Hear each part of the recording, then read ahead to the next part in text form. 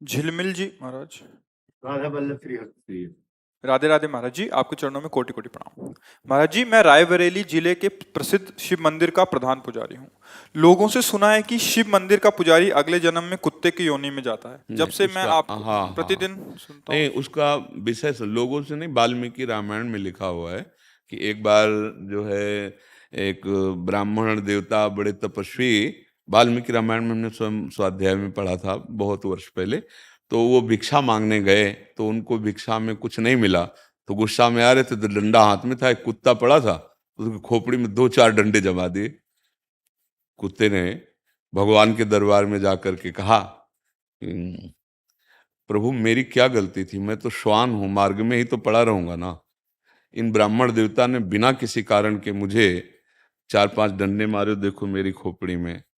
भगवान तो सब जीवों की भाषा जानते हैं ना, तो भगवान ने कहा मेरे दरबार में ब्राह्मणों को दंड नहीं दिया जाता, आप ही निश्चय करो कि इनको क्या दंड दें। तो उनका प्रभु यहाँ का जो बहुत श्रेष्ठ कलिंजर पर्वत है उसमें जो आश्रम है उसका इनको मांत बना दीजिए।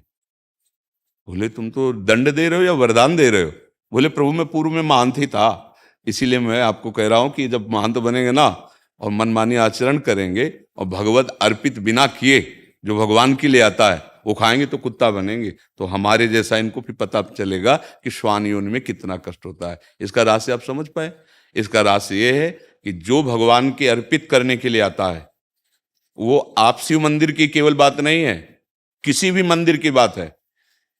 ब्रज के भक्तों में चरित्र आता है। एक दिन एक विरक्त संत जो गुफा में भजन करते थे, क्योंकि जैसे गिरिराज जी है, नंदगांव है, बरसाना, यहाँ पर्वत हैं तो यहाँ गुफाएं भी हैं, संत जन एकांतिक भजन, तो वो भिक्षा मांग के आ रहे थे, पीछे से आवाज है, बाबा सुन, अगर मुझे थोड़ा टुकड़ा दे दे तो मेरी प्रेत योनि से मुक्ति हो जाए। तो ऐसे मुड़ के देखा तो कोई नहीं दिखाई दिया, एक कुत्ता दिखाई दिया, तो उन्हें लगा शायद ऐसे कानू। फिर अब बाबा सुनो ना आए, तो फिर मुड़ के देखा कौन हो तुम? तब बोले कि जो मैं कुत्ता रूप दिखाई दे रहा हूं मैं नंदालय का पुजारी हूं। तो उनका प्रभु आप तो भगवत पार्षद हैं, आपकी ऐसी कैसे? तो उनका लाला के लिए अमनिया आता था, बिना भोग लगाए हमने उसको प्रयोग किया, तो उसके दंड में अगर आप अपनी जूठन करके दे देंगे तो अभी मैं मुक्त हो। तो बोले भैया यदि तुम्हें भगवत प्राप्ति हो रही है दोष से मुक्त, तुरंत जूठन करके उन्होंने दे दी। बात यहां समझनी, शिव मंदिर ही नहीं, किसी भी मंदिर में आपके पास शिव जी के लिए जो कुछ आया है आप उनको अर्पित कर दिए, इसके बाद जो प्रसाद रूप से आप सेवन करते कभी आपकी दुर्गति नहीं हो सकती। लेकिन आया मानो जैसे जो भी वस्तु आई वो आप उसे अपने प्रयोग में बिना स्वामी को अर्पित किए, फिर वो अपराध बन जाएगा। ऐसा नहीं है, हम उन्हीं के उपासक रहे हैं, उन्हीं के आए मुक्ति तो, अरे मुक्ति तुम यार, बहुत शिवलिंग है। अरे उनकी बात जाने दो, हम कह रहे तुम अंगूठे में ऐसे भावना करके करो अभिषेक मुक्ति हो जाएगी। शिव भावना तो करो तुम, बालू की शिवलिंग नहीं बनाया जाता। अरे यार कभी ऐसी बातों में, हाँ बात उसको अंतर की बात समझना।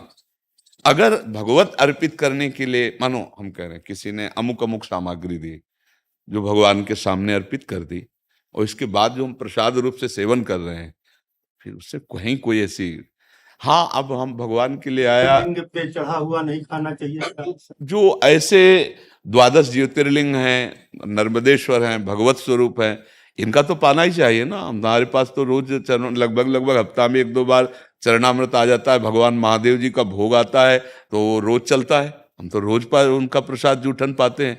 ऐसे नहीं, जो मतलब उस विधान को समझ, और ये अगर हम कहीं भी भगवत भावना करके उनका पाते तो दुर्गति हो सकती है क्या? कौन सा सिद्धांत है? भगवान हरि और भगवान हर में कोई भेद है क्या? तो कुछ बातें समझनी होंगी उसमें। अब हम लोग क्या करते हैं, छल कपट करने लगते हैं, सेवक की जगह स्वामी बन जाते हैं, उस बात का दंड मिलता है।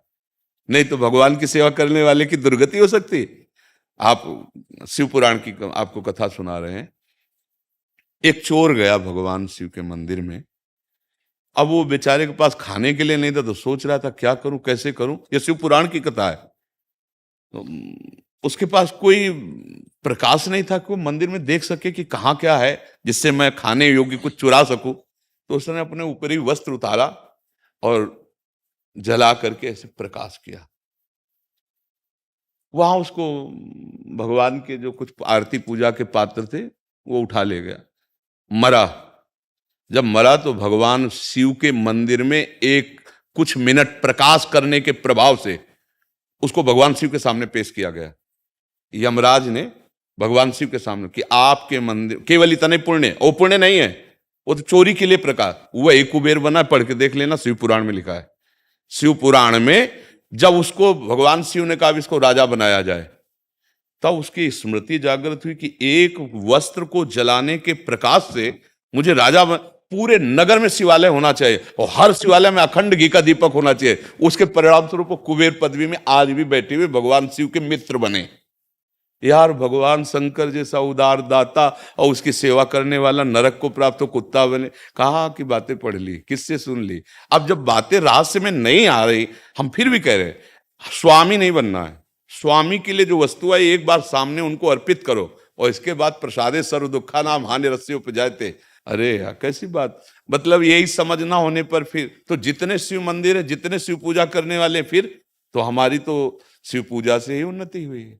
हम शिव पूजा से ही आज जो कुछ प्राप्त कर पाए हैं, तो हम कैसे बात मान लेते यार? आज भी हम उनका चरणामृत लेते हैं। और शिव जैसा हरि भक्त कौन और हरि जैसा शिव भक्त कौन? शिव जैसा हरि भक्त कौन? हनुमान जी बने राम जी के चरण है। देखो, गंगा धारण किए हुए श्री कृष्ण का चरणामृत तो है ना, और भगवान हरि रामेश्वर की स्थापना कर रहे हैं और वो कह रहे हमारे गुरु है, ये हमारे इष्ट है। इसलिए भाई, व्यर्थ की कल्पनात्मक बातों में नहीं जाना चाहिए। जो शास्त्र में लिखा है उसका कुछ रहस्य होता है, वो बिना भजन के नहीं समझ में आता है। शास्त्र तिजोरी है और जहां तिजोरी होती है वहां भूल भुलैया के कई मार्ग रखे जाते हैं कि वहां तक असली आदमी पहुंच पावे, नकली ना पहुंच पावे। तो शास्त्रों का रहस्य बिना तत्वबोध हुए या भजन किए नहीं समझा जा सकता। उसमें लिखा है उत्तर की तरफ, लेकिन घूम के वहीं से पश्चिम की तरफ जाना है तब वस्तु मिलेगी। अब वो अनुभवी है नहीं तो उत्तर की बात केवल करता रहेगा, पश्चिम को मुड़ने वाली पता ही नहीं। इसलिए कहा जाता है कि बिना गुरु के ज्ञान नहीं होता, बोध नहीं होता। तुम निश्चिंत रहो और भगवान शिव की आराधना करो और सेवक रहो। सेवक है, हम एक बूंद पानी भी उनको अर्पित किए बिना नहीं पी सकते। बस तुम्हारी जय हो जाएगी, कोई पराजय नहीं कर सकता। और जहां हम स्वामी बन जाते हैं प्राया, क्योंकि प्रभु कुछ बोलते तो है लैला, तो लगता है कि अजय आया कि आप ये चढ़ा दीजिए, प्रभु को आप दे दीजिए। बिल्कुल ये अब वो हमारे बाप की वस्तु हो गई, क्योंकि हमारे स्वामी है ना प्रभु। अब उनके चरणों में अब हमारा सेवक अधिकार इन्हीं से चल रहा है, समझ रहे ना। और अगर ये हुआ कि भाई हाँ ठीक है, अब इसका हिसाब तुम्हें देना पड़ेगा, तुम्हारी जेब में गया ना, अब तुम्हें हिसाब देना पड़ेगा। ऐसे ही हर एक वस्तु, बस ये सावधानी हट गई तो गिर जाओगे, नहीं किसी की ताकत नहीं कि गिरा दे। भागवतिक जीवन निर्वाह के लिए फिर कोई परेशानी नहीं, भगवद अर्पित जीवन ऐसा। फिर तो देखो आप धामों में देखो ना।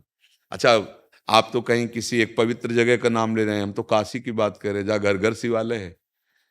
घर घर शिवालय है, बिना उनके भोग लगे, बिना उनका प्रसाद पाए कोई जी नहीं सकता काशी में। जैसे यहाँ कहीं भी भोग लगाओ जय जय श्री राधे बोलना पड़ेगा, महारानी जी का धाम है, ऐसे काशी भगवान शिव का घर है। कोई घर ऐसा नहीं जहाँ शिवालय ना हो, कोई घर ऐसा नहीं जो उनकी जूठन न खाता हो। फिर सब क्या होगा ये जो आप बोल रहे हो? अगर सब हो तो फिर क्या होगा? और हर को मोक्ष मिलेगा। काशी नाथ का जो सेवक है वो मुक्तिदाता है, ऐसा खिलवाड़ नहीं है। और ऑर्डर डाले यार, एक चुल्लू जल में बिक जाने वाले महादेव जी है, उनके सेवक को भय हो कि हमारी मुक्ति होगी कि नहीं, क्या होगा कि नहीं, ऐसा नहीं सोचते।